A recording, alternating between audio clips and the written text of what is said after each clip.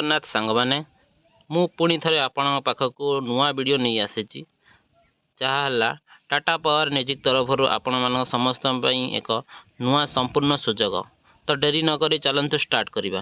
ତା ପୂର୍ବରୁ ଭିଡ଼ିଓଟିକୁ like and subscribe କରିଦିଅନ୍ତୁ, ଯାହାଦ୍ୱାରା ଆପଣମାନେ ଖୁବ୍ ଶୀଘ୍ର ଏହିଭଳି ଭଲ ଭଲ ଭିଡ଼ିଓ ଆପଣମାନେ ପାଇପାରିବେ। ତ ଡେରି ନକରି ଚାଲନ୍ତୁ ଷ୍ଟାର୍ଟ କରିବା। ସାଙ୍ଗମାନେ ଦେଖିବା ଆମର ପୋଷ୍ଟଟି ରହିଛି, ଦେଖନ୍ତୁ ଅର୍ଗାନାଇଜେସନ୍ ନେମ୍ ହେଉଛି ଆମର ଟାଟା ପାୱାର ଲିମିଟେଡ୍। ଦେଖିପାରୁଥିବେ ଏଇଟା ଟାଟା ପାୱାର ତରଫରୁ ଆସିଛି ନିଯୁକ୍ତି। ଆମର ଟାଇପ୍ ଅଫ୍ ଏଇଟା ରହୁଛି ପରମାନେଣ୍ଟ ଜବ୍ ରହୁଛି। ଦେଖନ୍ତୁ ଏଇଟା ପରମାନେଣ୍ଟ ଜବ୍, ଏଇଟା ପାଇଲା ପରେ ଏଇଟା ପରମାନେଣ୍ଟ ଆପଣଙ୍କର ରହିବ, କିଛି କଟିବାର ନାହିଁ, କିଛି ଚାନ୍ସ ନାହିଁ। ଯେଉଁ ଆମର ରହୁଛି ଅଧା ପ୍ରାଇଭେଟ୍ ଅଧା ଗଭର୍ଣ୍ଣମେଣ୍ଟ ରହୁଛି, ସେୟା ଡର କିଛି ନାହିଁ, ପରମାନେଣ୍ଟ ଏଇଟାର ଜବ୍ ରହିବ। ତ ଆମର କ୍ୟାଟେଗୋରୀ ହେଉଛି ଇଲେକ୍ଟ୍ରିକ୍ ଡିପାର୍ଟମେଣ୍ଟ ଜବ୍ ତରଫରୁ ଏଇଟା ବାହାରିଛି। ନେମ୍ ପୋଷ୍ଟ ନେମ୍ ହେଉଛି lineman junior manager, supervisor, MIC executive, customer engineer, ଯାହା ବିଲିଂ କରିବେ, ଯେଉଁ ଆମର ବିଲିଂ ରହୁଛି, ତାର କଷ୍ଟମର ଆଡ଼ଭାଇଜର ରହୁଛି।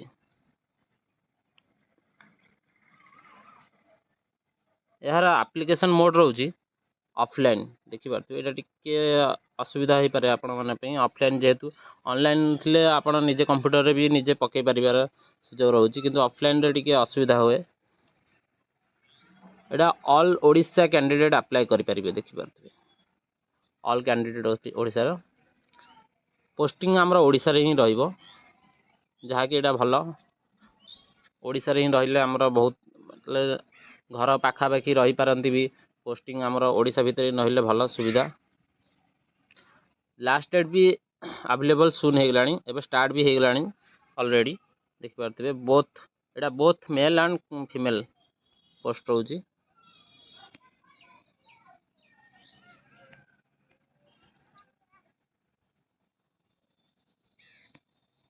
ଆମର ଏଜ୍ ଲିମିଟ୍ ଦେଖି ଦିଅନ୍ତୁ। ମ୍ୟାକ୍ସିମମ୍ ଏଜ୍ ହେଉଛି ଆମର 21 ବର୍ଷ, ମିନିମମ୍ ଏଜ୍ ହେଉଛି ଆମର 21 ବର୍ଷ, ମ୍ୟାକ୍ସିମମ୍ ଏଜ୍ ହେଉଛି ଆମର 35 ବର୍ଷ। ଏଜ୍ ରିଲାକ୍ସେସନ୍ ଆମର ଯେମିତି ଗଭର୍ଣ୍ଣମେଣ୍ଟ ଜବ୍ ତରଫରୁ ରହୁଛି। OBC ପାଇଁ 3 ବର୍ଷ, SC ST PWD ପାଇଁ 5 ବର୍ଷ, ଏକ୍ସ ସର୍ଭିସମ୍ୟାନ୍ ପାଇଁ 5 ବର୍ଷ, SC ST ଆମର PWD ତରଫରୁ 15 ବର୍ଷ। ଆପଣ ଯେମିତି ଏଇଟା ଗଭର୍ଣ୍ଣମେଣ୍ଟ ତରଫରୁ ଆମର ଯେମିତି ପୋଷ୍ଟ ଆମର ରହିଗଲା ଅଫିସିଆଲ, ଯେଉଁ ଆମର SSGD ତରଫରୁ ଯେମିତି ରହୁଛି, ଏଇ ଟାଇପ୍ର ଯେହେତୁ ଯେ ସବୁ ଯେଉଁ ପୋଷ୍ଟ ଯେଉଁଭଳି ଆମର ରିଲେସନ୍ ମିଳୁଛି ଏଜ୍ରେ, ସେଇଭଳି ଏଇଟା ବି ଆମର ଦରମା ଦେଖିଦିଅନ୍ତୁ 14ରୁ ରହୁଛି 22,000। ସିଲେକ୍ସନ୍ ପ୍ରୋସେସ୍ ଦେଖନ୍ତୁ, ଏଇଟା ଗୋଟେ ଆମର ଇଣ୍ଟରଭ୍ୟୁ ଅଛି। ଫାଷ୍ଟ ଇଣ୍ଟରଭ୍ୟୁ ଅଛି, ତାପରେ ଡକୁମେଣ୍ଟ ଭେରିଫିକେସନ୍ ହେବ। ଏଇଟା ଏକ୍ଜାମ୍ କିଛି ନାହିଁ, ଯାହାକି ଏଇଟା ଭଲ ଗୋଟେ ଆପଣମାନଙ୍କ ପାଇଁ ପ୍ରୋସେସିଂ ରହୁଛି। ଖାଲି ଇଣ୍ଟରଭ୍ୟୁ ଦେବେ, ତାପରେ ଡକୁମେଣ୍ଟ ଭେରିଫିକେସନ୍, ତାପରେ ହେଇଗଲା ଆପଣଙ୍କ ପାଇଁ। ଫିସ୍ ବି ରହୁନାହିଁ ଆମର, ଦେଖିପାରୁଥିବେ। ଜେନେରାଲ୍ ପାଇଁ ଫ୍ରି, EWS ପାଇଁ ଫ୍ରି, OBC ପାଇଁ ଫ୍ରି, ଫିମେଲ୍ କ୍ୟାଣ୍ଡିଡେଟ୍ସ ପାଇଁ ବି ଫ୍ରି, SC ST ପାଇଁ ବି ଫ୍ରି। ଏଇଟା ଭଲ। ଆମକୁ ଡକୁମେଣ୍ଟ କ'ଣ ମାଗୁଛି, ଆମର କ୍ୱାଲିଫିକେସନ୍ ସାର୍ଟିଫିକେଟ୍ ମାଗୁଛି। ଆପଣ ଯାହା +3 ଗ୍ରାଜୁଏସନ୍ ହେଉ, ନହେଲେ +2 ହେଉ, ଯାହା ସାର୍ଟିଫିକେଟ୍ ଆପଣଙ୍କର ଥିବ, ସେ ସାର୍ଟିଫିକେଟ୍ ବି ଆପଣ ସବୁ ଆଣିବେ।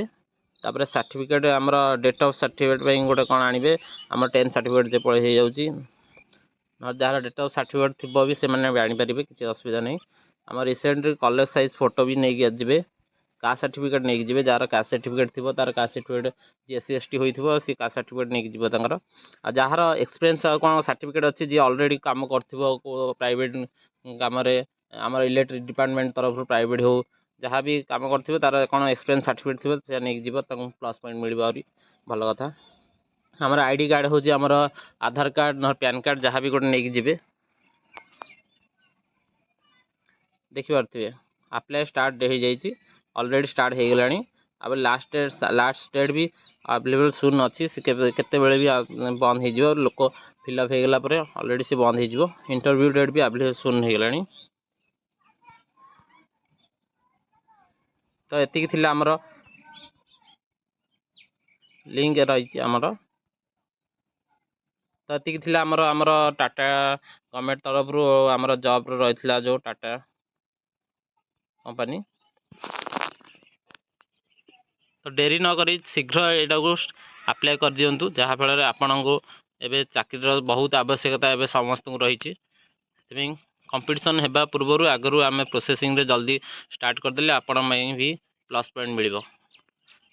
तो धन्यवाद। आज वीडियो एतिकी। जय जगन्नाथ।